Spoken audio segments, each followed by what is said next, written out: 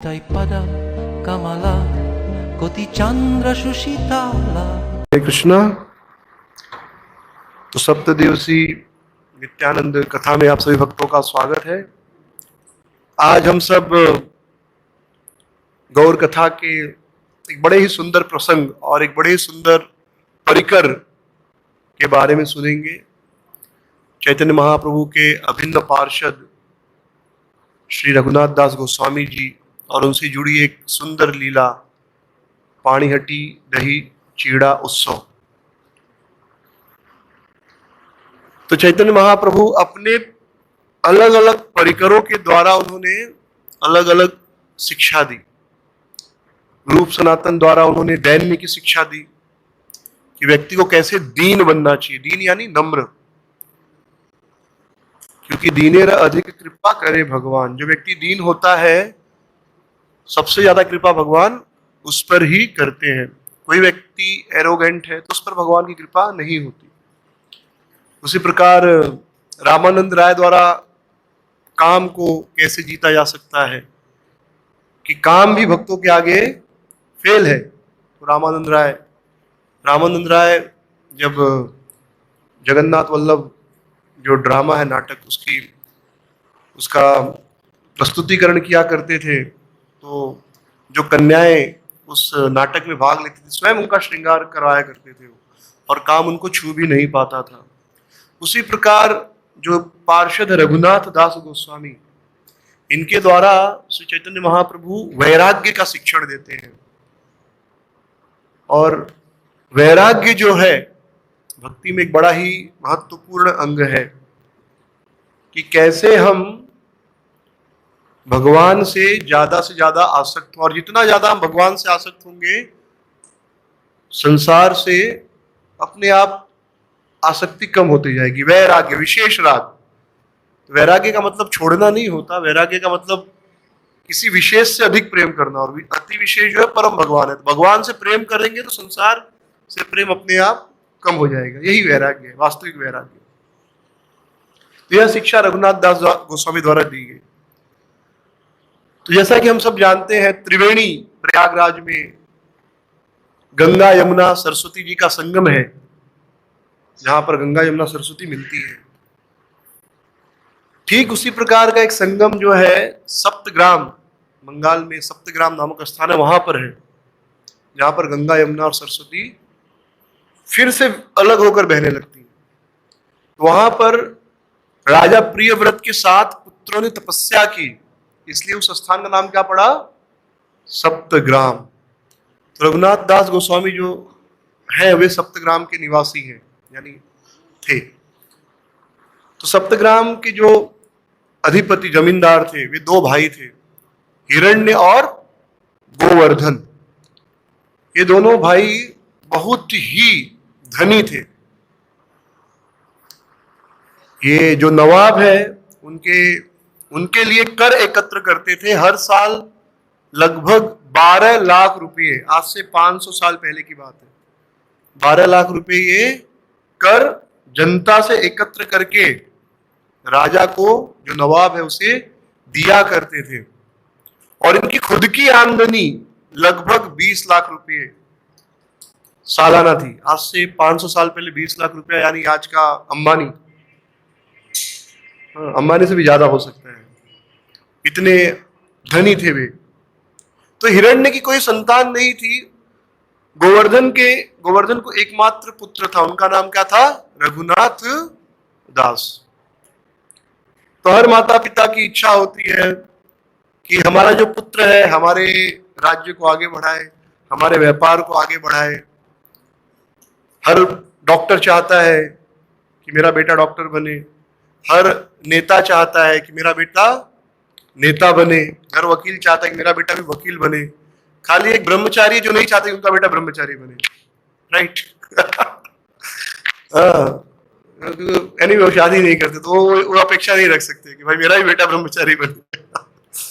एक बार एक व्यक्ति अपने बेटे से कहता है, बेटा तुम बड़े होके शादी मत करना बिल्कुल। बेटा कहता है, ठीक है पिताजी, आपके ही शिक्षाओं का पालन करूंगा, और आपने जो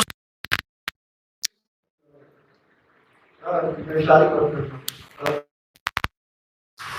सबकी इच्छा होती है कि हम जो बने या जो हम नहीं बन सके वो हमारे बेटा बने। कुछ लोग अपनी अधूरी इच्छाएं बेटियों द्वारा पूरा कराना चाहते हैं, यानी मुझे डॉक्टर बनना था, मैं नहीं बन पाया, तो हम इच्छा रखते कि ठीक है मेरा बेटा डॉक्टर बने, तो बचपन से ही पुश करते। तो ऐसे ही गोवर्धन हिरण्य की इच्छा थी, गोवर्धन मजूमदार, हिरण्य मजूमदार की, मेरा बेटा भी जो है वो इस राज्य को और आगे लेकर जाए और ज्यादा धन कमाए। लेकिन रघुनाथ दास, उनको देखकर लगता नहीं था बचपन से ही कि वे कोई सांसारिक चीजों में उनकी कोई रुचि है। विषयों से एकदम अलिप्त, कोई उनको रुचि नहीं संसार के चीजों में। तो चैतन्य चरितामृत में रघुनाथ दास गोस्वामी लिखते हैं, कृष्णदास कविराज गोस्वामी लिखते हैं, सेई गोवर्धनेर पुत्र रघुनाथ दास, बाल काल हेतु ते हो विषय उदास। कि जो गोवर्धन के पुत्र हैं, कौन? रघुनाथ दास, बचपन से ही विषयों से उदासीन। मतलब उनको कोई इच्छा नहीं थी कि मैं खूब अच्छे अच्छे खेल खेलूं, खूब खिलौने मेरे पास, अच्छा अच्छा खाने को मिले, या मेरा खूब बड़ा हो कि खूब पैसा कमाऊं, अच्छी स्त्री से मेरा विवाह हो, ऐसी कोई इच्छा नहीं थी। बचपन से ही विषयों से उदास थे। एक कहावत है, होनहार बिरवान के होते चिकने पात, यानी बचपन से ही पता चल जाता कि क्या बड़ा हो के व्यक्ति बनने वाला है। पालने में ही कूद के पांव का पता चल जाता है कि वो क्या करेगा भविष्य में। तो बचपन से ही रघुनाथ दास को देखकर लगता था कि यह व्यक्ति संसार में कोई रुचि नहीं लेगा। बचपन से श्रील प्रभुपाद जी ने जो पहली रथ यात्रा की थी, 5 साल या 6 साल के थे तब उन्होंने पहली रथ यात्रा निकाली थी, और बहुत एलॉबरेट, जो एग्जैक्ट पुरी में रथ यात्रा होती, एग्जैक्ट रेप्लिका, हर चीज जैसे पुरी में होती वैसे, किस प्रकार भगवान को भोग लगना है, रथ में क्या डिजाइनिंग होना चाहिए। बचपन में छोटे से बालक है 5 साल के, और उनका तो ये भी प्लानिंग था कि कुछ बम फोड़ते ना रथ में यात्रा में, तो उनका वो भी प्लानिंग था कि हम फायर क्रैकर बनाएंगे, तो खुद से बनाने का प्लान था। तो जब माँ को पता चला तो उन्होंने कहा बस हुआ, इतना ही काफी है। सो वो एक्सटेंड तक उनकी योजना थी। तो बचपन से ही पता चल गया कि व्यक्ति क्या करने वाला है। और आप देखेंगे तो आज पूरे विश्व में रथ यात्रा निकलती है। प्रभुपाद जी ने रथ यात्रा प्रारंभ की, पूरे विश्व में आज कितनी रथ यात्राएं होती हैं। इनफैक्ट 3-4 साल पहले तो ऐसा समय था कि हर महीने में 1-2 रथ यात्रा, ऐसा एक समय आ गया था। अब कुछ समय से बंद है।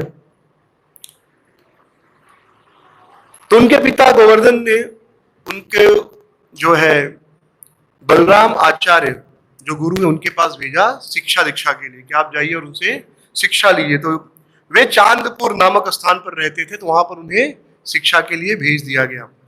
तो बलराम आचार्य और गोवर्धन परफेक्ट कॉम्बिनेशन गुरु शिष्य के। जैसे रघुनाथ विषयों में कोई आसक्ति नहीं, शांत सौम्य, वैसे उनके गुरु बलराम आचार्य भी, उनको भी कोई विषयों में विशेष रुचि नहीं, शांत सौम्य। और बलराम आचार्य शास्त्रों के अच्छे ज्ञाता, पंडित, विद्वान। तो रघुनाथ दास भी वैसे ही थे, उनको भी शास्त्र पढ़ने में बड़ा आनंद आता था, एकदम परफेक्ट स्टूडेंट थे वो, शिष्य गुरु के नक्शे कदम पर चलने वाले। तो इस प्रकार एक परफेक्ट कॉम्बिनेशन था दोनों का। और बलराम आचार्य केवल पंडित ही नहीं थे, केवल शिक्षक ही नहीं थे। हमको लगता है पंडित का अर्थ होता है जो पूजा पाठ कराए, पंडित मतलब ज्ञानी, ब्राह्मण, पंडित, ये सबका अलग अलग अर्थ होता है, ठीक है। तो पंडित यानी जो टीचर कह सकते हैं आप, जिसको पांडित्य, जिसको ज्ञान हो। जरूरी नहीं कि पंडित मतलब भक्त हो, पांडित्य जिसको ज्ञान हो शास्त्रों का या किसी भी वस्तु का ज्ञान, उसको पंडित बोल सकते हैं आप। अब पंडित मतलब जो टकला हो, शिखा हो, बड़ा टीका लगाया हो, उसको हम पंडित बोल देते हैं। नहीं, पंडित मतलब बहुत ज्ञानी व्यक्ति, पांडित्य। ब्राह्मण अलग होता है, पंडित अलग होता है, सन्यासी अलग होता है, ऋषि अलग होता है, मुनि अलग होता है, सबके अलग अलग अर्थ है। तो वे केवल पंडित ही नहीं थे बल्कि भक्त भी थे और वैष्णवों की सेवा करते थे। कोई भी वैष्णव आया तो उनका खूब अच्छे से सादर सत्कार करना, उनकी सेवा करना, उनसे कथा सुनना। तो उस समय बेनोपाल से हरिदास ठाकुर आए थे वैश्य का उद्धार करके। कहाँ आए थे? चांदपुर। हाँ, बेनोपोल से चांदपुर आए थे, बेनापोल से। तो बलराम आचार्य ने उनके लिए बहुत अच्छी कुटिया बना दी और उनसे निवेदन किया कि आप यहीं पर रहिए कुछ दिनों तक और मुझे साधु संघ का लाभ दीजिए। पहले के लोग साधुओं का बड़ा सम्मान करते थे, बहुत ही ज्यादा। और मुख्य उद्देश्य क्या होता था? उनसे सुनना, भगवान के बारे में, कृष्ण के बारे में सुनना। जब गर्ग ऋषि, गर्ग मुनि यहाँ गए थे, किसके पास? नंद महाराज के पास। तो नंद महाराज ने कहा कि हम गृहस्थ तो संसार में फंसे हुए, हम तो भगवान को भूल जाते हैं। आप जैसे ऋषि कृपा करने के लिए हमारे पास आते हैं ताकि हम फिर से भगवान को याद कर सकें। ये तो संसार के काम काज में, घर परिवार, पत्नी बच्चे, पति, इनकी देखभाल में, नौकरी धंधे में आदमी भगवान को भूल जाता है। तो फिर कोई भक्त आता है, कहता है किताब ले लीजिए, मंदिर के लिए दान दीजिए, जन्माष्टमी आ रही है, तो कुछ ना कुछ कारण से हमको फिर भगवान के बारे में याद दिला देता है। ये मत सोचिए कि भक्त आपको जब दान मांगते हैं तो केवल दान मांगने का उद्देश्य नहीं, साथ में आपको याद भी दिला रहे हैं कि मंदिर में उत्सव होने वाला है, आप भी अपनी चेतना को तैयार कर लीजिए कि जन्माष्टमी आने वाला है, राधाष्टमी आने वाली, गौर पूर्णिमा आने वाला है, नित्यानंद त्रयोदशी आने वाली है। तो एक बहाना होता है दान मांगना, और उसके बहाने से लोगों के अंदर एक प्रचार किया जाता है कि ये उत्सव है, इस उत्सव का महत्व क्या है, और उसी प्रकार से प्रचार प्रसार होता है। तो जो गृहस्थ है उनका कर्तव्य है साधुओं की सेवा करके उनसे सुने। तो हरिदास ठाकुर के लिए बलराम आचार्य ने एक सुंदर कुटिया बना दी, बढ़िया कुटिया, और उस कुटिया में दिन भर हरिदास ठाकुर जप किया करते थे। रोज 192 माला, यानी 22 घंटे लगभग रोज वो नाम जप किया करते थे, रोज, एवरीडे। और हरिदास ठाकुर तो कुटिया में जप करते थे बहुत मधुर ध्वनि में, बहुत मीठी आवाज में। अगर जब आप अच्छे से करो ना तो आपको खुद को नींद आ जाएगी। अगर मधुर, एकदम सुमधुर, मेरी आवाज उतनी अच्छी नहीं, लेकिन अगर आप हरे कृष्ण कृष्ण कृष्ण हरे हरे, हरे राम राम राम हरे हरे, आपके कानों को भी अच्छा लगेगा, अगल बगल लोगों को भी अच्छा लगेगा। जब आप लय में, ताल में, सुर में गाएंगे, सुर में गाना नहीं है, जप करना है, अच्छा लगता है। तो हरिदास ठाकुर तो पूरा प्रेम से जप करते थे। तो रघुनाथ दास वहां कुटिया के आसपास घुमा करते थे, वो खाली ध्वनि सुनने के लिए, महामंत्र की। और कभी कभी दरवाजे पे खड़े होके उनका दर्शन भी किया करते थे, उनको प्रणाम किया करते थे। और उनके दर्शन से उन्हें चैतन्य महाप्रभु के प्रति विशेष प्रेम हो गया। ऐसा चैतन्य चरितामृत में कृष्णदास कविराज गोस्वामी लिखते हैं, हरिदास कृपा करे ताहार ऊपरे, से कृपा कारण है चैतन्य पाई बारे। कि हरिदास ठाकुर की कृपा से रघुनाथ दास गोस्वामी को चैतन्य महाप्रभु की कृपा प्राप्त हुई। यानी हमें क्या पता कृष्ण कौन है, जगन्नाथ जी कौन है? हम सबको तो बचपन में कृष्ण कौन है पता था, जगन्नाथ को पता ही नहीं था। तो मैं कॉलेज से आ रहा था और रथ यात्रा निकली थी जुहू मंदिर की तरफ से, तो वो भी नहीं पता था, बस खाली विदेशी भक्त दिखाई दिए और अच्छा लगा कि ऐसा जीवन हमारा भी होना चाहिए। और ऊपर हवाई जहाज से फूल, उस समय ऐसा था बहुत ऑपलेंट रथ यात्रा होती थी, तो हवाई जहाज से फूल जो है छोड़ा जाता था। तो मैंने देखा ऊपर हवाई जहाज से फूल बरसाए जा रहे जगन्नाथ के ऊपर। तो कुछ पता नहीं था किसकी रथ यात्रा क्या है, बस इतना पता था है कुछ तो अच्छा है, इस्कॉन क्या है किसका कुछ पता नहीं था। और बहुत सारे भक्त नाच रहे, गा रहे। तब बाद में पता चला कि रथ यात्रा भी करके कुछ होता है, जगन्नाथ जी भी है उड़ीसा में, ये तो कहाँ पता था। तो ये भगवान के भक्तों की कृपा से प्राप्त होता है ये सब। तो हरिदास ठाकुर की कृपा से रघुनाथ दास गोस्वामी का चैतन्य महाप्रभु के प्रति जो है प्रेम बढ़ा। तो वे रोज इस प्रकार हरिदास ठाकुर के मुख से जप सुना करते थे। और जब व्यक्ति जब सुनता है तो जब क्या करता है, विद्यते हृदय ग्रंथि, हृदय की ग्रंथि शुद्ध होती है, छिद्यन्ते सर्व संशय, सारे संशय समाप्त हो जाते हैं। जो लोग भक्त हैं, जप करते हैं, अगर वो नियमित रूप से अच्छे से जप करते हैं तो उनके मन में कभी यह प्रश्न नहीं आएगा कि कृष्ण है क्या, गोलोक है क्या। लेकिन जैसे ही जब छूट जाता है धीरे धीरे, या भागवतम पढ़ना छूट जाता है, फिर मन में कभी कभी शंका होती है, सच में कृष्ण है क्या? ये होता है। लेकिन अगर आप नियमित रूप से जप कर रहे हैं और भागवतम पढ़ रहे हैं, विश्वास मानिए ये प्रश्न आपके अंदर कभी उठेगा ही नहीं कि कृष्ण है क्या। छिद्यन्ते सर्व संशय, सारे संशय समाप्त हो जाते हैं कि कृष्ण है क्या, मैं क्या सच में उनका दास हूं, ये सारे प्रश्न समाप्त हो जाते हैं। पूर्ण विश्वास हो जाता है कि कृष्ण है और मैं उनका दास हूं। तो उसी प्रकार रघुनाथ दास पूर्ण रूप से कृष्णदास चैतन्य महाप्रभु के दास बन चुके थे। तो रघुनाथ दास के जो पिता थे गोवर्धन और चाचा बड़े पिता, दोनों बहुत ही धनी व्यक्ति थे और बहुत से ब्राह्मण भिक्षुक आकर उनसे दान लेते थे। बहुत से लोग दान लेकर मंदिर निर्माण, सेवा, पूजा का कार्य चलता था। और बाकी लोग भी बाकी कार्यों के लिए आते थे, क्योंकि उस एरिया के टैक्स कलेक्टर थे, जीएसटी ऑफिसर बोल सकते हैं आप उनको, राइट। वहां के जीएसटी ऑफिसर थे, कलेक्टर थे बोल सकते हैं इन शॉर्ट। तो लोग अपनी समस्याएं लेकर आते थे। तो वहां पर लोग आते थे तो नवद्वीप में चैतन्य महाप्रभु के बारे में बताते थे। जैसे आप कहीं जाते हो तो बातचीत तो करते ना, क्या चल रहा है अमेरिका में, क्या चल रहा है इंडिया में, क्या चल रहा है, कुछ ना कुछ बातें होती है। तो लोग वहां पर बैठते थे तो बातें करते थे गौर हरि के बारे में, चैतन्य महाप्रभु के बारे में, क्या चैतन्य महाप्रभु ने जो है इसका उद्धार किया, आज उसका उद्धार किया, जिस प्रकार भगवान नाचे, हाँ, ऐसे सारी लीलाओं की बातें होती थी। तो बचपन से ही रघुनाथ दास चैतन्य महाप्रभु के बारे में सुनते थे और सुनते सुनते उनका बहुत गहरा प्रेम, बहुत गहरी श्रद्धा चैतन्य महाप्रभु के चरणों में हो गई। और वह श्रद्धा मजबूत कब हुई, निष्ठा में कब बदल गई, जब उन्होंने साधु संग किया, जब हरिदास ठाकुर के मुख से उन्होंने हरि नाम सुना, हरिदास ठाकुर के दर्शन किए। फिर एकाएक एक संवाद, एक न्यूज उन्होंने सुना। क्या सुना? कि चैतन्य महाप्रभु कटवा में संन्यास ले लिए हैं और संन्यास लेकर वे वृंदावन की ओर चले गए। तो उनकी इच्छा थी कि मैं भी जाऊंगा नवद्वीप में और चैतन्य महाप्रभु के दर्शन करूंगा। लेकिन आप समझो किसी, आपका कोई फेवरेट हीरो है, हीरोइन है, एक्टर एक्ट्रेसेस, जो बाहर वाले लोग हैं उनके अंदर इमोशन देखने को मिलता है। वो किसी actor, film star, cricket star को प्रेम करता है और जब वो क्रिकेट स्टार मर जाता है या संन्यास ले लेता है तो उनके चेहरे पे आप वो दुख देख सकते हैं। तो वैसे ही रघुनाथ दास गोस्वामी एकदम ऐसा लगा कि उनके हृदय को किसने काट दिया हो, एकदम मर्माहत हो गए कि अब मैं महाप्रभु को कैसे देखूंगा, अब मैं निमाई पंडित को कैसे देखूंगा।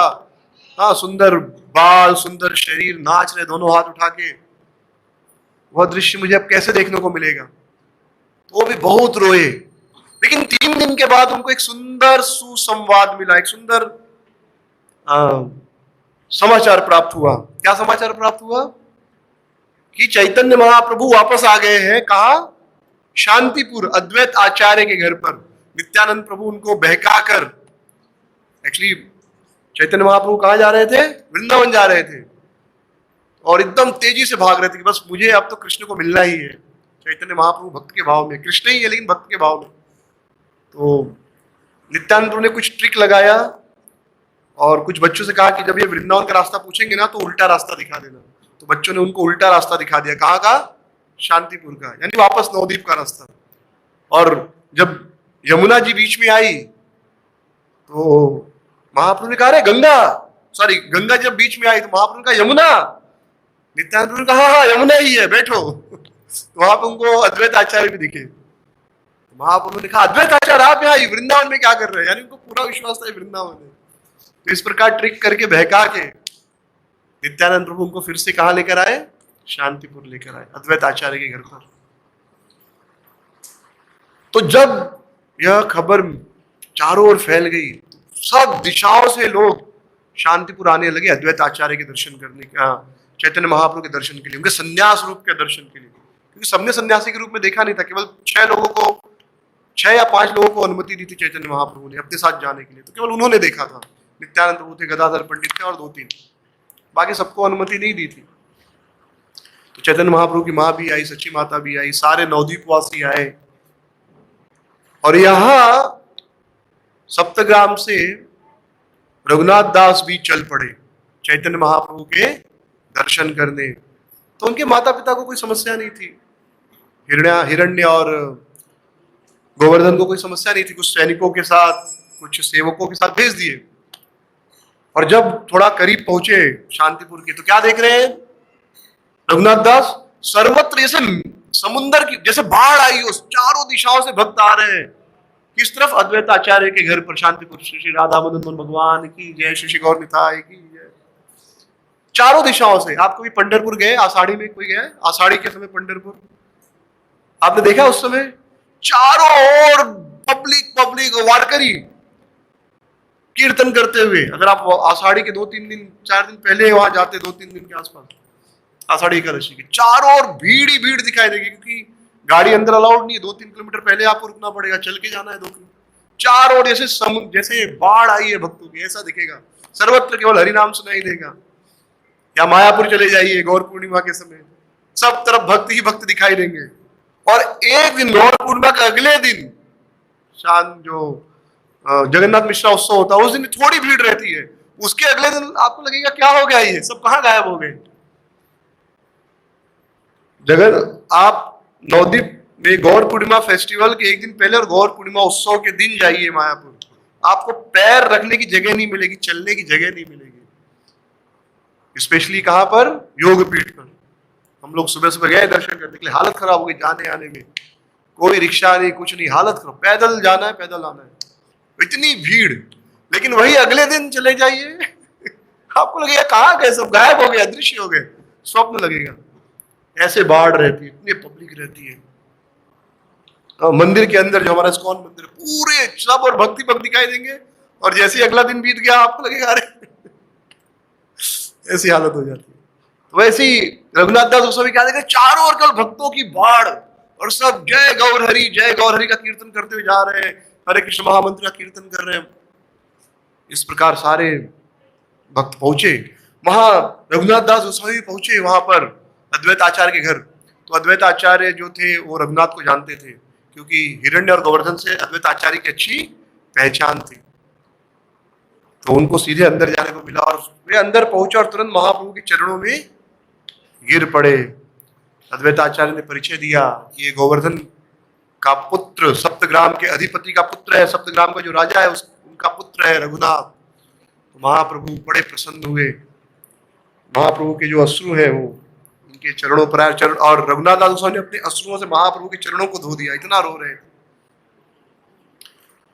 और इस प्रकार पहली बार उनकी मुलाकात चैतन्य महाप्रभु से हुई।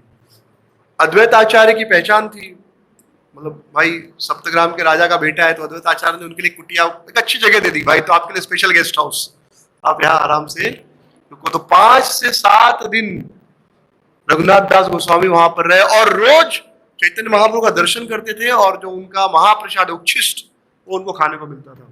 तो उस समय की जो लीला है सची माता और बाकी भक्तों के साथ, वो ज्यादा हम सुनते हैं, और उसमें उस समय रघुनाथ दास भी थे। जब हम रघुनाथ दास गोस्वामी के बारे में पढ़ते तब पता चलता है। आचार्य प्रसादे पायल प्रभु शिष्ट पात, प्रभु चरण देखे दिन 5-7। तो 5-7 दिन वे रोज चैतन्य महाप्रभु के, पूर्ण पुरुषोत्तम भगवान, गोलोक बिहारी, नवदीप बिहारी चैतन्य महाप्रभु के चरण कमल के दर्शन 5 से 7 दिन लगातार करते रहे। और आचार्य, अद्वैत आचार्य की कृपा से रोज उनको उच्छिष्ट सीधे महाप्रसाद मिलता था। सची माता खूब सारा भोग बनाती थी कि बेटा आया, फिर पता नहीं अब कब मिलेगा। तो माँ बहुत अच्छा उत्सव, बहुत अच्छा भोग बनाती थी, और उसी लीला से संबंधित है। अंत में चैतन्य महाप्रभु ने अपनी माता से कह दिया कि माँ मैं तो पागल होकर सन्यास ले लिया, तुम कहो तो मैं सन्यास त्याग दूं। मैं पागल हो गया था लेकिन आप बोलोगे तो मैं सन्यास छोड़ दूंगा। लेकिन सची माता भी कोई साधारण स्त्री तो है नहीं। सची माता ने कहा नहीं, सन्यास लेकर फिर छोड़ोगे तो आपका पतन हो जाएगा, आपका यह लोग भी खराब होगा, अगला लोग भी खराब होगा, तो आप सन्यासी ही रहो। तो आप में से कोई ट्राई मत करना अगर कोई सन्यास लिया है तो, ठीक है। तो माँ बुला लेगी, आ जाओ। सची माँ कोई साधारण स्त्री नहीं है। तो इस प्रकार 5-7 दिन वे रहे, रोज भगवान चैतन्य महाप्रभु के चरणों का दर्शन, उनके महाप्रसाद प्राप्त करते थे, कीर्तन सुनते थे, महाप्रभु का सुंदर नृत्य दर्शन करते थे। जितने दिन थे रोज महाप्रभु वहां पर कीर्तन होता था, संकीर्तन, क्योंकि महाप्रभु वही देने आए थे। तो एक बार जो भगवान को नाचते हुए देख ले, फिर संसार का क्या देखेगा। एक बार जो भगवान की सुंदरता देख ले, फिर संसार की सुंदरता उसे क्या आकर्षित करेगी। और विशेष रूप से अगर प्रेम है तब तो भगवान की सुंदरता कई करोड़ों गुना बढ़ जाती है। भगवान वैसे ही सुंदर है, लेकिन अगर प्रेम है हृदय में तो भगवान की सुंदरता करोड़ों अरबों गुना बढ़ जाती है। एक बार भगवान मिल गए तो फिर कुछ पाने की इच्छा नहीं रहती। आए चैतन्य रघुनाथ दास गोस्वामी वापस आए दुखी होकर कि अब महाप्रभु को छोड़ना पड़ रहा है। घर आए बहुत दुखी, मन तो महाप्रभु के चरणों में चला गया था, भगवान के चरणों में चला गया था, केवल शरीर वापस आया। मन और शरीर दो अलग अलग चीजें, ठीक है। और मन जहां होता है शरीर वहां जाने का प्रयास करता है। शरीर को आप जबरदस्ती ज्यादा दिन कहीं नहीं रख सकते। मन जहां है शरीर को अंत में वहां जाना ही पड़ता है। ये भगवत गीता का सिद्धांत है, राइट। मन जहां लेके जाएगा शरीर वहां जाएगा। तो मन तो महाप्रभु के चरणों में चला गया था उनका। जब घर आए बहुत दुखी, रो रहे थे। उन्होंने अपने पिता और अपने पितृत्व यानी बड़े पिता से कहा, गोवर्धन और हिरण्य से कहा कि अब मैं घर पे नहीं रह सकता, अब मैं महाप्रभु के साथ रहना चाहता हूं। आप लोग मुझे अनुमति दे दो कि मैं भी नीलाचल जाऊं और महाप्रभु के चरणों में पूर्ण रूप से आत्मसमर्पण करके भिक्षुक बन के उनकी सेवा करूं। अब दुनिया के कितना भी बड़ा वैरागी माता पिता हो, कितने भी बड़े वैरागी हो, लेकिन अपने बेटे को वैरागी नहीं देख सकते। And that is very natural, बहुत स्वाभाविक है। मैं आज प्रभुपाद जी का एक लेटर पढ़ रहा था, तो प्रभुपाद जी लिखते हैं कि there is nothing wrong if there is affection of the parents for their children. बहुत स्वाभाविक है, माँ बाप का प्यार होना ही चाहिए बच्चों के लिए, उसमें कुछ गलत नहीं है। तो कोई भी माँ बाप ये नहीं चाहेंगे, वो भले खुद भक्त हो, लेकिन वो नहीं चाहेंगे मेरा बेटा सन्यासी बने। तो गोवर्धन हिरण्य भी कोई हिरण्यकश्यप नहीं थे, वो भी भक्त थे भगवान के। लेकिन अपना बेटा, अरे घर में रह के भक्ति करो, घर में ही ऑल्टर लगवा देंगे, माला दे देंगे, समस्या क्या है। माँ बाप ऐसा बच्चों को बोलते हैं, घर में भजन करो, घर में भक्ति करो, सन्यास की क्या जरूरत है, या ब्रह्मचारी क्यों बनना है। ये सुनते ही माँ का हृदय ऐसा लगा कि अब फट गए। हिरण्य और गोवर्धन सारे फ्यूचर प्लान्स कैंसिल किए। हमारा इतना बड़ा साम्राज्य किसके लिए, अंत में तो यही चलाने वाला है। तो क्या कर दिया उन्होंने, पहरा बिठा दिया कि कहीं भाग न जाए। और 2-3-4 बार उन्होंने कोशिश की, लेकिन बार बार पहरेदार उनको पकड़ कर लेकर आ जाते थे। ये दिन भर रोते रहते थे, हा गौर हा गौर हा गौर, यानी महाप्रभु के लिए रोते थे। फिर घर वालों ने सोचा कि एक उपाय करेंगे तो ये फिर इसकी संसार में मति लग जाएगी, क्या इसका विवाह करा दें। क्योंकि संसार में अगर सबसे बड़ा बंधन है पुरुष के लिए तो है स्त्री, और स्त्री के लिए सबसे बड़ा बंधन क्या है, पुरुष। सबसे बड़ा आकर्षण है। आप देखिए माता पिता कितना भी प्यार से पाले, अगर किसी लड़की को किसी लड़के से प्रेम हो जाता है तो माँ बाप को छोड़कर वो चली जाती है, और लड़का भी माँ बाप को छोड़कर भागकर शादी कर लेते हैं। पहले जब छोटा था मैं सुनता था भागकर शादी कर ली, मुझे लगा दौड़ते दौड़ते शादी किया है। दौड़ के खड़े होकर करो यार। बाद में थोड़ा बड़े हुए तो समझ में आया, भाग के शादी करना मतलब घर वालों की अनुमति के बिना शादी करना। अभी जस्ट आई रेड यस्टरडे और डे बिफोर यस्टरडे एक न्यूज़ पढ़ा मैंने कि अभी किसी औरत को फांसी होने वाली है। आप लोगों को पता है कि I don't know. She killed 7 family members, अपने घर वालों के 7 लोगों को मारा, क्योंकि उसके घर वाले तैयार नहीं थे उसकी शादी उसके प्रेमी से कराने के लिए। तो घर के 7 लोगों को, माँ को, पिता को, भाई के बेटे को, बच्चा 6 महीने का या 1 साल का था, घर के 7 लोगों को मार दिया दोनों ने मिलकर। That is the attachment. इतना अट्रैक्शन है एक लड़की का लड़के के लिए, लड़के का लड़की के लिए। इस संसार में सबसे बड़ा बंधन है। अगर किसी स्त्री के लिए सबसे बड़ा बंधन है तो पुरुष, पुरुष के लिए सबसे बड़ा बंधन है तो स्त्री। तो घर वालों ने कहा ठीक है इसकी शादी करा देते हैं, और शादी करा देंगे, एक बार पैरों में बेड़ी बांध देंगे तो फिर कहाँ जाएगा। हाँ, एक बार कोई स्त्री पुरुष से आसक्त हो जाए, पुरुष स्त्री से आसक्त हो जाए तो फिर बाहर निकल ही नहीं सकता। कहते हैं कि जेल में क्या होता है, बाहर सोते हैं कैद, क्या कहते हैं उसको, बाहर को सलाखों के पीछे। तो सलाखें होती है, इसलिए सलाखों के कारण कैदी भाग नहीं सकता। लेकिन आदमी को विवाह करा के वहां रख दो और सलाखें निकाल दो तो सलाखें नहीं, फिर भी वही रहेगा, क्योंकि परिवार हो गया, राइट। तो बिना सलाखों का जेल है वो। आप देखो ब्रह्मचारी भक्त होते हैं जो ये मंदिर से दूसरे मंदिर, दूसरे मंदिर से तीसरे मंदिर चले जाते हैं। गृहस्थ भक्त आप देखो जो मंदिर में है जिंदगी भर वही रहेंगे, जनरली नहीं जाते। तो ये नहीं कि उनका बहुत ज्यादा अटैचमेंट है उस मंदिर से, बट ठीक है, परिवार को लेकर शिफ्ट होना इज नॉट इजी, राइट। पूरे फैमिली को लेकर शिफ्ट होना इजी नहीं है।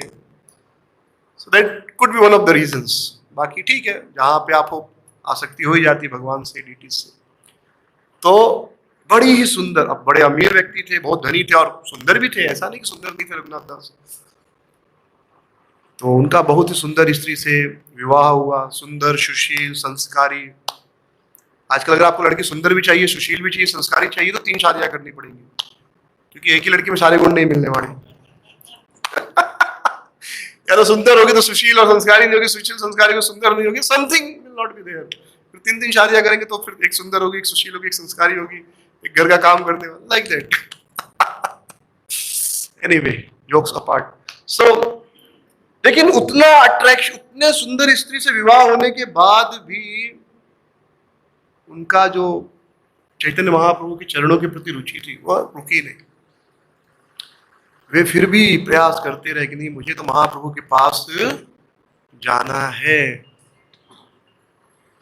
कुछ समय के बाद फिर एक सुंदर न्यूज आई, सुंदर समाचार प्राप्त हुआ कि चैतन्य महाप्रभु वृंदावन जा रहे हैं, लेकिन वृंदावन न जाकर बीच में ही जो है रामकेली में उन्होंने रूप और सनातन, जो महाप्रभु के 2 पार्षद थे, हाँ, उनका उद्धार किया। रूप गोस्वामी का और सनातन गोस्वामी का। साकार मल्लिक और क्या नाम था?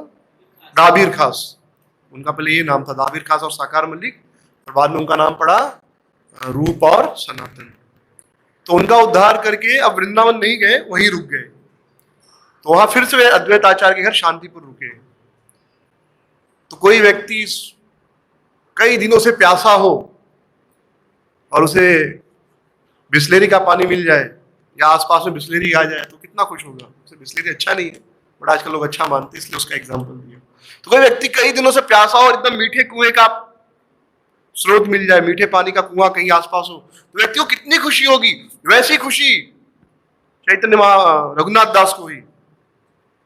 उन्होंने अपने माता पिता से एकदम स्पष्ट शब्दों में कह दिया कि मुझे महाप्रभु को मिलने जाना है, नहीं तो मैं जीवित नहीं रहूंगा। घर वाले परेशान, नहीं छोड़े तो भी समस्या, बेचारा घुट घुट कब तक ऐसा रख सकते हैं, मर जाएगा। फिर सोचे छोड़ेंगे तो भी समस्या, गया तो वापस ही नहीं आएगा। फिर घर वाले ने सोचा जो भी है, चैतन्य महाप्रभु बहुत कृपालु है।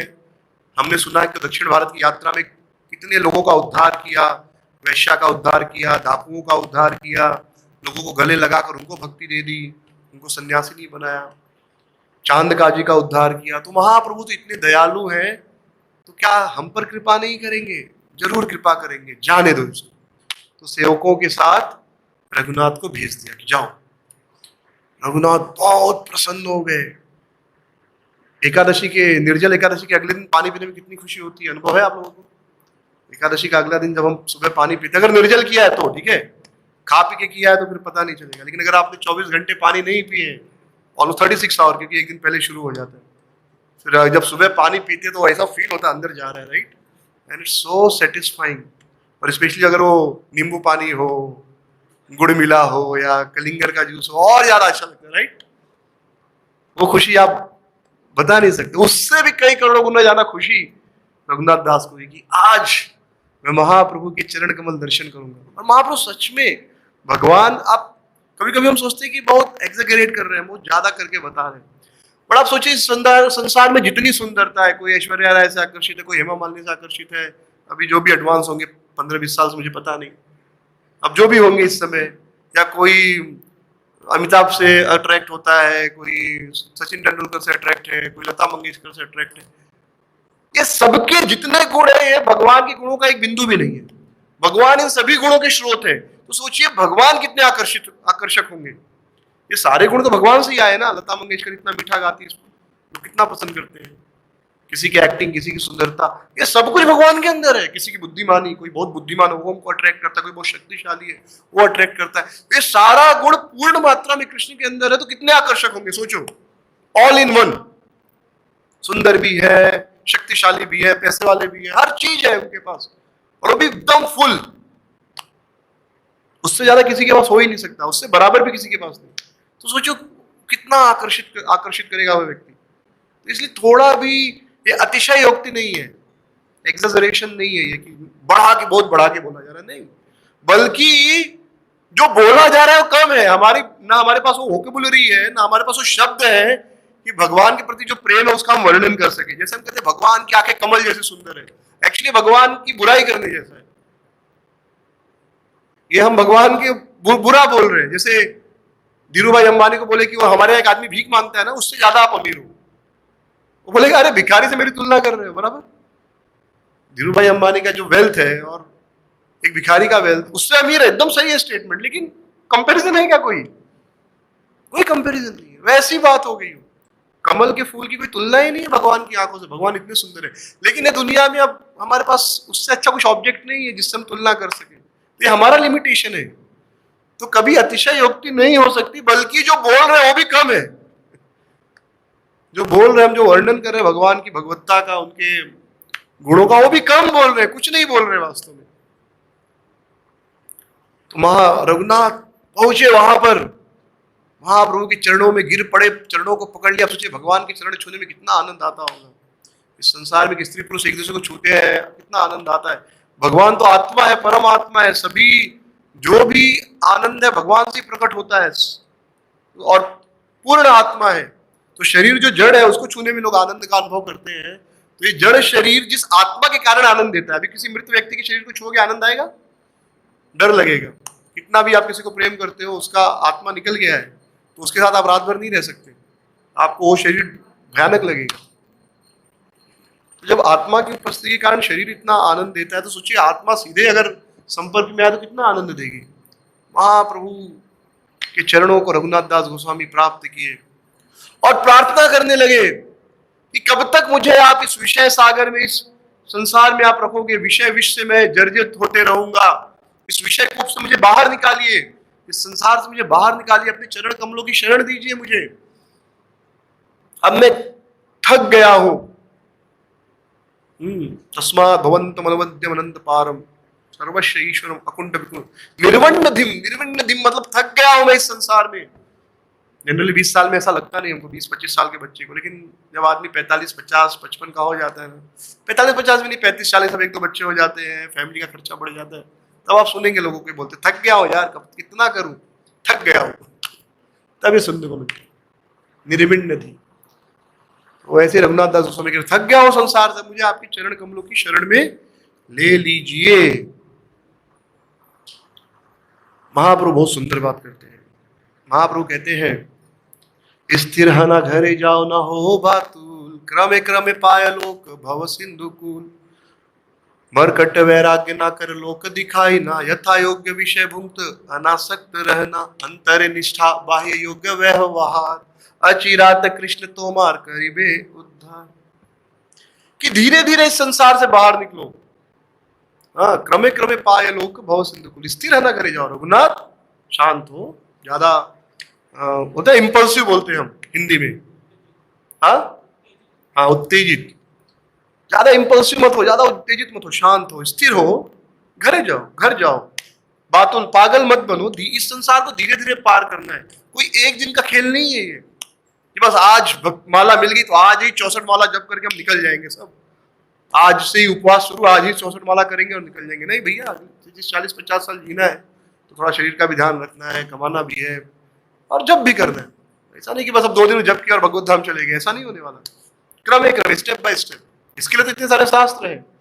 परीक्षित महाराज भाग्यशाली थे, उनको पता था 7 दिन में शरीर छोड़ने वाले। तो भाई अब 7 दिन में मरना है, खाए नहीं खाए, कमाए नहीं कमाए, आसन करे नहीं करे, टेंशन नहीं। अब आपको पता है भाई परसों मरना, तो ठीक है यार छोड़ो, अब नहीं खाऊंगा 2 दिन, क्या फर्क पड़ता है, नहीं खाऊंगा तो मरूंगा ना, वैसे भी मरने वाला हूं। तो परीक्षित महाराज केस अलग है, स्पेशल मर्सी है कि 7 दिन के बाद मरना है। ये तो भूखे मरू या खा के मरू, मरना तो है, तो इससे अच्छा भजन करते हुए जब करते हुए मरू, खाने में क्यों टाइम वेस्ट करूं। पर हमारे साथ ऐसा नहीं, हमको तो भी मतलब कुछ अनहोनी नहीं हो गई तो अभी 20-30-40 साल जिएंगे अधिकतर लोग यहाँ पर जो है। तो इसके लिए आपको नौकरी धंधा जो भी कर रहे हैं आपको करना है, शरीर का ध्यान रखना है और भजन करना है। तो स्थिर रहना घरे जाओ ना हो बातुल, क्रमे क्रमे पाए लोग भाव सिंधु कूल। मरकट वैराग्य ना कर लोग दिखाना, ये बंदरों जैसा वैराग्य मत करो दुनिया को दिखाने के लिए, बहुत बड़ा सन्यासी बन गया हो, बहुत बड़ा वैरागी बन गया हो। मरकट यानी बंदर होता है ना, बंदर आप देखिए जंगल में रहता है, सन्यासी वैरागी लोग जंगल में रहते हैं, फल खाते हैं। तो बंदर भी जंगल में रहता है, फल खाता है, कपड़े भी नहीं पहनता है, तो उससे बड़ा वैरागी कौन है? लेकिन हमेशा 10-15 बंदरियों के आसपास घूमते रहता है। तो ऐसा वैराग्य मत दिखाओ संसार को दिखाने के लिए। यथा योग्य विषय भुक्त अनासक्त रहना, ये बहुत इंपॉर्टेंट है। संसार में जितना भी इंद्रियों को इंद्रिय विषय चाहिए उतना भोग भोगो, लेकिन आसक्त मत हो। डोंट गेट अटैच्ड, आसक्त मत हो। शरीर को भोजन चाहिए। श्री श्री राधा मदन भगवान की जय, श्री श्री गौर निताय की जय, जगद्गुरु प्रभुपाद की जय। तो जितना इंद्रियों को इंद्रिय विषय चाहिए उतना दो, लेकिन उससे आसक्त मत हो। किसी दिन हो सकता है पुलाव खाने को मिले, कोई बात नहीं, आज पुलाव मिला खा लिया, उससे कोई नफरत नहीं, आए पुलाव नहीं खाऊंगा मैं तो सन्यासी, मिल गया आज वही भिक्षा में मिला खा लो। किसी दिन हो सकता सूखी चपाती मिले, वो भी उसी खुशी से खा लो। इसे कहते हैं यथा योग्य विषय भोग, क्योंकि शरीर को तो ठीक चलाए रखना ना, लेकिन आसक्त नहीं होना, नहीं अब रोज पुलाव ही खाना है, नहीं मुझे तो सूखा चपाती खाना है, नहीं, दोनों ठीक नहीं है। अटैचमेंट अवर्जन दोनों गलत है। आसक्ति और हेट्रेड अवर्जन, नहीं ये तो गंदा है, दोनों गलत है। राग और द्वेष, राग द्वेष दोनों गलत है। दोनों जो है वो एक ही सिक्के का दो पहलू है। तो यथा योग्य विषय भुक्त अनासक्त, अंतरे निष्ठा, अंदर से भक्ति करो, बाह्य योग्य व्यवहार, बाहर दुनिया में जो भी व्यवहार करो। जैसे अगर कोई गृहस्थ है तो पत्नी के साथ पति पत्नी का व्यवहार रखे, माता पिता की सेवा करे, नौकरी धंधा जो भी है उसका व्यवहार, लेकिन अंतरे निष्ठा, लेकिन अंदर से समझे कि ये सब भैया 10-20 साल में जाने वाला है, ये वास्तव में मेरा नहीं है। ये कृष्ण भावना जो प्रभुपाद जी ने जो आंदोलन शुरू किया ना, ये लाइन अगर हम समझ लिए तो बड़े प्रेम से भक्ति कर सकते हैं। संसार में, परिवार में, जहां पर भी, आश्रम में, जहां पर भी आप सुखी रहकर प्रसन्नता पूर्वक भक्ति कर सकते हैं। सिर्फ ये लाइन समझ लीजिए, अंतरे निष्ठा, बाह्य योग्य व्यवहार। अंदर निष्ठा होनी चाहिए, बाहर जो भी हमारी जिम्मेदारी है, बुक डिस्ट्रीब्यूटर करे, life member collector life member करे, प्रचारक है प्रचार करे, गृहस्थ है गृहस्थी का धर्म निभाए, नौकरी कर रहा है नौकरी करे, सॉफ्टवेयर इंजीनियर है वो काम करे, लेकिन अंतर निष्ठा, अंदर से समझ ले कि ये सब थोड़े समय के लिए है। तो जब व्यक्ति ऐसे करता है तो अचिरात कृष्ण तुम्हारे करीब है उद्धार, तो कृष्ण अवश्य तुम्हारा उद्धार करेंगे। तो ये जो चैतन्य महाप्रभु की शिक्षा है, ये एक्चुअली आप बोल सकते हैं समम बोल, ये फाइनल है, पूरे कृष्ण भावनामृत आंदोलन का सार है ये। लेकिन ये करने के लिए जिंदगी बीत जाती है, ऐसा बनने के लिए। साधारण रूप से हम क्या करते हैं, बाह्य निष्ठा दिखाते हैं, बाहर से दिखाएंगे हम तो भक्त, लेकिन अंदर इंद्रिय तृप्ति का चिंतन चलता है। महाप्रभु बताते हैं नहीं, बाहर से योग्य व्यवहार करो, अंदर से कृष्ण के लिए समर्पित रहो। अंदर बाहर से दिखाने की जरूरत नहीं, कृष्ण के भक्त हैं, अंदर से भक्त बनो। बाहर से जो भी दुनियादारी है आपका करते रहो, लेकिन अनासक्त रहना, अनासक्त रहो। फिर महाप्रभु उनको और धारस भी देते हैं, वृंदावन देखी जबे आसी वो नीला चले, तभी तुम आमा पाश आशीरे को न काले, से छल से काले कृष्ण स्फुराबे तो मारे, कृष्ण कृपा जारे तार के राखी ते पारे। महाप्रभु, अब देखिए किसी को संन्यास लेना है, उसके सच में संसार में रुचि नहीं है तो संन्यास ले सकता है, कुछ गलत नहीं है। संन्यास उसको नहीं लेना चाहिए जिसके संसार में आ सकती है, लेकिन जिसको संसार में आ सकती नहीं उसे संन्यास लेना ही चाहिए, वही उसके लिए अच्छा है। तो महाप्रभु कहते हैं जब मैं वृंदावन से वापस लीला चलाऊंगा, वृंदावन देखी, वृंदावन दर्शन करके वापस लीला चलाऊंगा, तो फिर किसी छल से तुमको वापस बुला लूंगा, आप चिंता मत करो। से छल से काले कृष्ण स्फुराबे तुम्हारा, तो आप बोलोगे क्या छल, कपट, चीटिंग, कौन सा छल करेंगे? महाप्रभु कहते हैं अभी चिंता मत करो, से छल से काले, उस समय वो छल आपके मन में आएगा, अभी तो मत सोचो क्या होगा उस समय, कैसे होगा, अभी बताओ मुझे प्लानिंग। भक्ति में कुछ प्लान नहीं होता है, ठीक है। इन जनरल प्रभुपाद जी गए, कुछ प्लान नहीं था क्या होगा, गए भगवान पर विश्वास रख के और इतना बड़ा ऑर्गेनाइजेशन खोल दिया। तो जब कोई प्रोजेक्ट लेते हैं तो आपको सब कुछ पूरा प्लानिंग मिल जाए, ऐसा नहीं होने वाला। आप एक प्रचार करने जा रहे हो, ठीक है, बेसिक 2 स्टेप प्लान करके जा सकते हैं, 1 स्टेप 2 स्टेप, लेकिन आप पूरा अंतिम तक का प्लान कोई नहीं कर सकता। हाँ ये होगा, फिर ये आदमी मिलेगा, इसको प्रीच करूंगा, ये 10 लोग को भक्त बनाएगा, वैसा प्लान नहीं कर सकते। ठीक है, जाऊंगा यहाँ पर रुकूंगा और यहाँ पर एक बैनर लगाकर कीर्तन शुरू करूंगा, उसके बाद क्या होगा वो आपको भी पता नहीं, वो भगवान को पता है क्या होगा। 1-2 स्टेप वी कैन प्लान, और उतना प्लान करना चाहिए, उतने में प्रॉब्लम नहीं। कोई भी काम, नो बिजनेस खोलना है, थोड़ा बेसिक कैलकुलेशन कर लिया, ठीक है इतना इतना करना है, ओके। अब उसके आगे क्या होगा किसको पता। मैं जुहू मंदिर से आ रहा था ओला में, तो ऐसे ड्राइवर से बात कर रहा था, तो ड्राइवर बता रहा था कि ठीक फरवरी महीने में पिछले साल उसने अपना सारा जमा पूंजी करके होटल खोला और मार्च में लॉकडाउन लग गया। बेचारा आप घर चलाने के लिए टैक्सी चला रहे हैं, अच्छा पढ़ा लिखा था, और आज तो कितने पढ़े लिखे लोग बेचारे सॉफ्टवेयर ग्रेजुएट्स ओला चला रहे हैं। अभी 2 हफ्ते पहले मैं एक व्यक्ति से बात कर रहा था, सॉफ्टवेयर इंजीनियर है, ऐसी बात बात में पूछा क्या कर रहे हो, बोला ओला चला रहा हूँ। मैं हैरान हो गया। तो भविष्य में क्या होने वाला कुछ पता नहीं, इसलिए बहुत ज्यादा मत सोचो, 1-2 स्टेप प्लान कर सकते हैं। तो रघुनाथ दास गोस्वामी को महाप्रभु बोले उस समय आपके मन में छल आ जाएगा, चीटिंग। सोचिए, आप सोचोगे देखो भगवान और भक्त छल कपट की बात कर रहे हैं, ठीक है। तो हर चीज का हर जगह उपयोग है। कोई भी चीज, केवल एक ईर्ष्या है जो अच्छी नहीं है, जिसका कहीं उपयोग नहीं, उसके अलावा हर चीज का हर जगह उपयोग है। आपको पता होना चाहिए कि कहाँ किसका उपयोग करना है। हर चीज का उपयोग है, क्रोध का भी उपयोग है, गुस्सा भी जरूरी है, राइट। लोगों को लगा भगवत गीता मतलब केवल प्रेम शांति, इतना गलत अंडरस्टैंडिंग भगवत गीता का लिया लोगों ने। नहीं, भगवत गीता में ना अहिंसा ना हिंसा दोनों नहीं सिखाया गया। कब हिंसा करना और कब अहिंसक रहना दोनों ये सिखाया गया। किस समय क्या करना चाहिए वो इंपॉर्टेंट है। आप सोचोगे नहीं भगवत गीता मतलब अहिंसा, हमको युद्ध नहीं करना है। अगर हम भगवत गीता का ये प्रिंसिपल अपना लेंगे कि भगवत गीता मतलब अहिंसा, विश्वास मानिए ये मंदिर भी नहीं रहेगा, आप भी नहीं रहेंगे, ठीक है। बहुत से दुश्मन तैयार है आपको नष्ट करने के लिए। तो भगवत गीता में ना हिंसा सिखाई गई है ना अहिंसा। किस समय हिंसा करनी चाहिए, किस समय अहिंसा करनी चाहिए वो सिखाया गया। कब गुस्सा करना चाहिए, कब गुस्सा नहीं करना चाहिए वो सिखाया गया। अगर उसको प्रॉपरली हम किसी गुरु के मार्गदर्शन में पढ़े तो छल कपट का भी अपना उपयोग है। अब बच्चा दवाई नहीं खाता है तो क्या छल नहीं करते, उसको मिठाई में दवाई डाल के खिला देते हैं। बेटा देख कौवा कौवा और इंजेक्शन लगा देते हैं। छोटे बच्चे इंजेक्शन नहीं लेते तो डॉक्टर बोलता है देखो तो तोता तोता तोता, किधर इंजेक्शन लगा देते हैं। ये तो छल हो गया ना, एक्चुअली देखा जाए तो कपट है, लेकिन उसके कल्याण के लिए। तो छल कपट भी इंपॉर्टेंट है, कहां पर करना है, उसका उद्देश्य किसी का नुकसान नहीं होना चाहिए, बस ये हमको याद रखना चाहिए। उस छल से किसी को नुकसान नहीं हो। अगर ये ध्यान रख के आप कोई भी कार्य करते हैं तो विश्वास मानिए वो चीज बहुत अच्छी है। तो भगवान ने कहा छल आ जाएगा आपके अंदर, आप चिंता मत करो। महाप्रभु की बात सुनकर रघुनाथ दास बड़े खुश हो गए, बड़े खुशी खुशी घर आए, बड़े आनंद से घर आए। घर वाले बड़े हैरान, अरे बेटा एकदम चेंज हो गया। घर में पत्नी से खुशी खुशी से बात कर रहे, माता पिता से बात कर रहे, नौकरों से अच्छे से हंस हंस के बात कर रहे। घर वाले सब हैरान कि रघुनाथ को क्या हो गया। तो एक्चुअली भगवान ने भी उनका मान रख लिया। उन्होंने क्या सोचा था कि महाप्रभु ने सब पे कृपा की, हम पे भी कृपा करेंगे, इसलिए तो भेजा था कि ठीक है। तो उस समय अगर महाप्रभु उनको ले लेते तो इनका विश्वास टूट जाता ना कहीं कि देखो हमने इतना विश्वास करके महाप्रभु के पास भेजा, चैतन्य महाप्रभु के पास, और ये तो वापस आया ही नहीं बेटा। लेकिन अगर उस समय देखेंगे तो बेटा तो चेंज होके आया, बदल के आया। तो उनका भी मान रख लिए, यानी किसी भक्त का विश्वास टूटने नहीं दिया। वो भी तो भक्ति थे ना, गोवर्धन और हिरण्य भी तो चैतन्य महाप्रभु के भक्त थे, कोई अभक्त कोई दैत्य नहीं थे, दानव नहीं थे। तो उनका भी मान रख लिया। सोचिए, अब सारा कार्य करने लगे अच्छे से रघुनाथ। हाँ, तो हिरण्य और गोवर्धन ने क्या किया, यदुनंदन आचार्य से उनकी दीक्षा भी करा दी कि भाई बेटा भक्त है तो दीक्षा भी करा देते हैं, तो अपना भक्ति भी करते रहेगा। वो कोई राक्षस नहीं थे, याद रखिए। लेकिन वो हाई लेवल का संन्यास कोई माँ बाप सह नहीं सकता। उनका दीक्षा करा दिए यदुनंदन आचार्य से।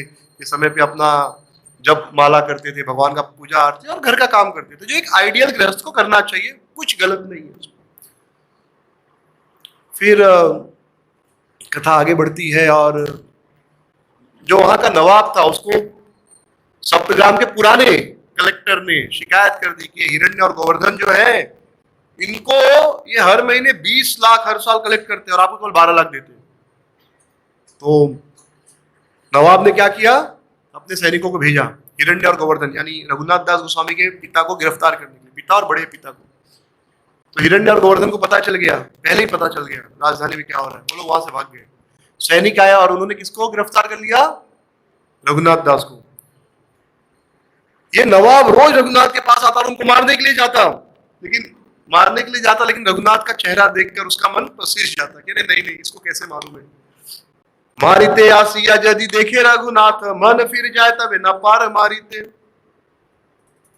मारिते आसिया जब देखे रघुनाथ, मन फिर जाए तब न पारे मारिते। वो मारने के लिए आते थे लेकिन मन पिघल जाता था, नहीं नहीं इसको कैसे मारूं। रघुनाथ सोच रहे थे क्या करूं, यहां से कैसे निकलूं।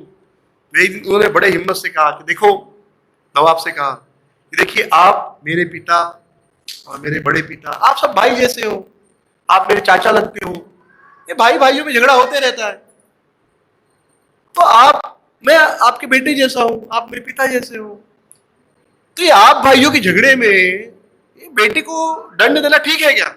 आप बोलो। तो जैसे ही आप किसी को आप कहो कि आप मेरे पिता तुल्य है, तो आदमी का हृदय अपने आप पिघल जाता है, या किसी को आप बेटा बोल दो तो अपने आप आदमी थोड़ा सॉफ्ट हो जाता है। तो नवाब तो तुरंत उसकी आंखों से आंसू आने लगे, उसकी दाढ़ी गीली हो गई। उसने कहा ठीक है, तुम आज से मेरे बेटे हो, मैं तुमको छोड़ देता हूं, लेकिन देखो आपके पिता हर साल 20 लाख कलेक्ट करते, मुझे 12 लाख ही देते हैं, 8 लाख पूरा रख लेते हैं, ठीक है क्या? तुम जो डिसीजन लोगे मैं मान लूंगा, जाओ आप डिसाइड करो क्या गलत है सही है। आज से आप मेरे बेटे हो, मैं किसी को कुछ नुकसान नहीं पहुंचूंगा, लेकिन आप डिसाइड करो। वो पूरा का पूरा 8 लाख रख लेते हैं, तो उतना रखना चाहिए क्या? उतना कमीशन होता है क्या? वो आप जो दोगे मैं उतना ही लूंगा। फिर रघुनाथ गए, अपने पिता बड़े पिता दोनों को बुलाए, नवाब से मीटिंग हुआ और एक सेटलमेंट हो गया। इसके पश्चात अब रघुनाथ जल्दी से जल्दी महाप्रभु की कृपा प्राप्त करना चाहते थे, तो उन्होंने पुनश्चरण कराया। दीक्षा के बाद पुनश्चरण कराया जाता है किसी वस्तु को प्राप्ति के लिए, यज्ञ जैसा पुनश्चरण कहते हैं। तो उन्होंने पुनश्चरण विधि कराई। रूप सनातन ने भी पुनश्चरण विधि कराई थी चैतन्य महाप्रभु के चरणों की प्राप्ति के लिए। तो बाहर से सब घर वालों को बताया कि मैं घर की समृद्धि के लिए, व्यापार की समृद्धि के लिए ये करा रहा हूँ, लेकिन मन में क्या था? अंतरे निष्ठा, बाह्य योग्य व्यवहार। बाहर क्या किया? भाई घर के बिजनेस के बढ़ाने के लिए यज्ञ कर रहा हूँ, अंदर क्या था? आप मुझे महाप्रभु के चरण कमल चाहिए। एकदम परफेक्ट यूज किया महाप्रभु की शिक्षा को, पुनश्चरण हुआ। फिर एक दिन उनको खबर आई उसके बाद कि सप्तग्राम, जो उनका मुलुक है, उनका गांव है, मुलुक मतलब गांव बंगाली में, हमारे भोजपुरी यूपी में भी मुलुक बोलते हैं, मुलुक यानी गांव, बंगाली में भी मुलुक यानी गांव, जहां आप रहते हो।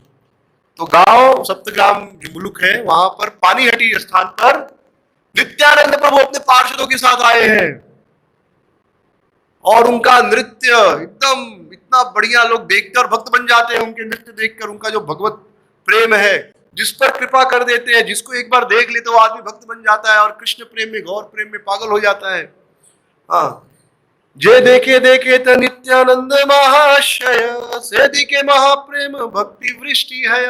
एक बार नित्यानंद प्रभु जिसको अपनी आंखों से देख लेते थे तो भक्ति, ऐसा लगता था कि भक्ति की वृष्टि, भक्ति की वर्षा हो रही है। जब श्रील प्रभुपाद जी 12 साल, अंतिम के 12 साल प्रचार किए, तो ऐसा लग रहा था सर्वत्र भक्ति की और भक्तों की वर्षा हो रही है। जहां जाते थे 10 भक्त, 20 भक्त, 50 भक्त। उस समय ऐसी स्थिति थी, अमेरिका में लगभग 50 सेंटर थे और हर सेंटर में कम से कम 30 से 40, मिनिमम 30 से 40 भक्त अमेरिका, और सारे विदेशी अमेरिकन।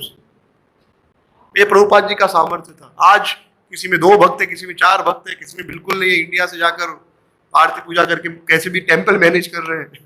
उस समय ऐसी प्रभुपाद जी जहां जाते थे भक्त बन जाते थे।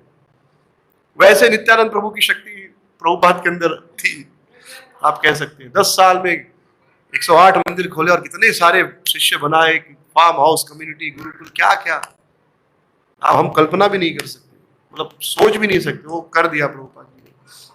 तो ये नित्यानंद प्रभु की कृपा थी। तो अब रघुनाथ दास ने सोचा, कृपा आनी शुरू हो गई है। अब नित्यानंद प्रभु आ गए हैं, तो अब ये कृपा का ये पहला सिग्नल है, पहला संकेत है। उन्होंने घर वालों से अनुमति ली। घर वाले क्यों मना करेंगे? घर वाले बोले जाओ, खुशी खुशी जाओ। वहां रघुनाथ दास गोस्वामी नाचते गाते कीर्तन करते करते पानीहटी पर पहुंचे, और उस समय स्थिति ऐसी थी, नित्यानंद प्रभु सभी जीवों का उद्धार कर रहे थे चैतन्य महाप्रभु के आदेश से। नित्यानंद प्रभु तो इतने दयालु हैं कि अभी कल या परसों जगाई मधाई की कथा हुई थी, तो जगाई मधाई से पापियों का उद्धार कर दिया। जगाई मधाई जैसे पापी न भूतो न भविष्यति, ऐसा कहते हैं कि ऐसा कोई पाप नहीं था जो उन्होंने नहीं किया हो, और भविष्य में ऐसा कोई होगा भी नहीं। इतना पाप करने वाला, पाप करने के लिए भी बहुत मेहनत लगता है, बहुत सोचना पड़ता है। कहते हैं कि नर्क जाने के लिए ज्यादा मेहनत करना पड़ता है, स्वर्ग जाने के लिए ज्यादा मेहनत नहीं करना पड़ता है। नर्क जाने के लिए चोरी करना पड़ेगा, बलात्कार करना पड़ेगा, खून करना पड़ेगा, झूठ बोलना, कितना मेहनत है। इट्स नॉट इजी, कितना डर लगता है, लेकिन लोग करते हैं। कॉस्टली भी है, महंगा भी है, दारू पीना ये सब महंगा है, राइट? और स्वर्ग जाने के लिए कुछ नहीं है, भगवान का नाम लो, मंदिर में आओ, भगवान को प्रणाम करो, फिर फेस्टिवल है तो प्रसाद भी मिलेगा फ्री में, राइट? फेस्टिवल में तो नाच के चले जाओ, कुछ नहीं है तो बाहर दो, कुछ तो हलवा कुछ तो मिल ही जाएगा। बचपन में शनिवार गुरुवार के दिन बड़ा मजा आता था, हनुमान जी के मंदिर पे जाते थे तो गरी मिलता था, शनिवार को हनुमान जी का, और गुरुवार को भी, आई डोंट नो, गुरुवार को भी कुछ होता है हनुमान जी का, तो गुरुवार शनिवार जी को तो हर मंदिर में, घर से स्कूल तक जाते थे तो 3-4 मंदिर पढ़ते थे, हर जगह जाते थे, हनुमान जी को प्रणाम करते थे, हाथ पुजारी के सामने, वो गरीब अच्छा लगता था, नारियल का गिरी मिलता था, अच्छा बातें बातें, हाँ, और शनिवार को तो बूंदी का थोड़ा लड्डू भी रहता था, मतलब तो, और उसका कृपा भी मिल रहा है, गरीब भी खाने को मिल रहा है, कृपा भी मिल रहा है, लेकिन सिगरेट पी रहा तो पैसा देना पड़ेगा और नरक भी मिलेगा। तो स्वर्ग जाना आसान है, नरक जाना ज्यादा मेहनत करना पड़ेगा। लेकिन आश्चर्य है तभी मनुष्य लोग, मनुष्य जीवन में कितना आश्चर्य कि लोग नरक जाना पसंद करते हैं, मेहनत करके नरक जाना चाहते हैं लोग। तो महाप्रभु नित्यानंद प्रभु ऐसे कृपा कर रहे थे, सबको भक्त बना रहे थे, सबको भक्त बना रहे थे, जगाई मधाई जैसे पापियों को भी भक्त बना दिया, उनका भी उद्धार कर दिया, सर्वत्र भक्ति की बाढ़ आई थी। तो रघुनाथ दास सोचे अब मेरा भी समय आ गया है। पहुंचे वे नित्यानंद को प्रणाम किए, भक्तों ने बताया ये सप्तग्राम के अधिपति गोवर्धन हिरण्य का पुत्र है। तो नित्यानंद प्रभु ने नीलाचल में चैतन्य महाप्रभु से रघुनाथ दास के बारे में सुना था। तो जैसे ही रघुनाथ दास को देखा, नित्यानंद प्रभु ने कहा चोर तू आ गया। फर्स्ट शब्द क्या था? चोर तू आ गया। तो ऐसा क्यों कहा उन्होंने? क्योंकि कृष्ण गुरु की संपत्ति है। कृष्ण किसकी संपत्ति है? गुरु की संपत्ति है। गुरु की अनुमति के बिना कृष्ण नहीं प्राप्त कर सकते। कुछ धर्म है जैसे क्रिश्चियनिटी, इस्लाम, वो कहते हैं कि गुरु का जरूरत ही नहीं है, लेकिन आप देखेंगे जितना बार नमाज पढ़ते वो भी अपने गुरु मोहम्मद को याद करते हैं या जीसस को याद करते हैं। तो भले वो बोले कि गुरु का जरूरत नहीं है, पर उनका कोई भी जो भी कलमा नमाज जो भी पढ़ते हैं, बिना अपने गुरु का नाम लिए उनका वो पूजा पूरा हो ही नहीं सकता। लेकिन कितना बड़ा डुप्लिसिटी है, ढकोसला है कि कहते गुरु की क्या जरूरत है, गुरु की क्या जरूरत है, जबकि बिना गुरु का नाम लिए उनकी भी पूजा पूरी नहीं होती। क्रिश्चियंस बिना जीसस के क्या उनकी पूजा पूरी होती है? नहीं होती।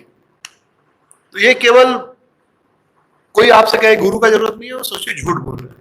कोई क्रिश्चियन मुसलमान के तो पक्का झूठ बोला, डबल झूठ बोल रहे। तो कृष्ण भगवान क्या है? गुरु की संपत्ति, गुरु के बिना हमें प्राप्त ही नहीं हो सकते हो। तो निताई चैतन्य महाप्रभु ने वही, नित्यानंद प्रभु का वही मतलब था कि वो मेरी संपत्ति है। गौर किसकी संपत्ति है? मेरी। और आप सीधे चैतन्य महाप्रभु से मिलकर उनकी कृपा प्राप्त करना चाहते थे, इसलिए दोनों बार महाप्रभु ने उनको स्वीकार नहीं किया। नित्यानंद के कहा आज मैं तुम्हें दंड दूंगा। अब भगवान का, नित्यानंद प्रभु का दंड हो या आशीर्वाद, दोनों आशीर्वाद ही है। जैसे आप देखेंगे जो है उखल बंधन लीला में हम पढ़ते हैं, नल कुबेर मणिग्रीव को नारद जी ने क्या दिया? श्राप दिया। लेकिन आप देखिए वो श्राप के कारण वो जो दोनों पुत्र थे कुबेर के, नल कुबेर और मणिग्रीव, उनका परम भाग्य देखिए कि जो लीला का दर्शन देवकी को नहीं मिला, भगवान के प्रकट होने की लीला, भगवान की सारी बाल लीलाएं, माखन चोरी की लीलाएं, और जब छोटे थे बकैया खींच के चलते थे, बछड़ों का पूछ पकड़ लेते थे, माखन चुरा कर खाते थे, ये सारी लीलाएं देवकी को देखने को नहीं मिली। लेकिन इन सब लीलाओं का दर्शन किसको मिला? नल कुबेर मणिग्रीव को। उसी आंगन में थे, आंगन के अंदर तो नंद बाबा यशोदा मैया ही देख पाए, ब्रजवासी भी नहीं देख पाते होंगे घर के अंदर जो कुछ हो रहा था। लेकिन नल कुबेर मणिग्रीव भगवान के प्रकट होने से लेकर जब तक उनका उद्धार नहीं, तब तक सारा लीला देखे। तो उनका उद्धार होना असली उद्धार था कि जब तक वो वहां श्राप के रूप में थे वो उद्धार था, वो थोड़ा कंफ्यूजिंग है, क्योंकि जब वहां पर थे तो रोज कृष्ण की सारी लीलाओं को, मधुर लीलाओं का दर्शन कर रहे थे, क्योंकि उनको श्राप मिला। श्राप नहीं, वास्तव में वो आशीर्वाद था, ब्लेसिंग इन डिस्गाइज। हाँ, कहते वो श्राप नहीं था, वास्तव में क्या था? आशीर्वाद। तो एक साधु का श्राप क्या होता है? आशीर्वाद होता है। तो उसी प्रकार दंड, तो दंड दिया। क्या दंड दिया? नित्यानंद प्रभु का दंड। तो रघुनाथ दास गोस्वामी तो एकदम तैयार थे, आप जो भी दंड देंगे मेरे लिए लाभ ही होगा। अगर आपको ये वीडियो पसंद आया हो तो प्लीज़ हमारे चैनल को लाइक, शेयर और सब्सक्राइब ज़रूर कीजिए। हरे कृष्णा।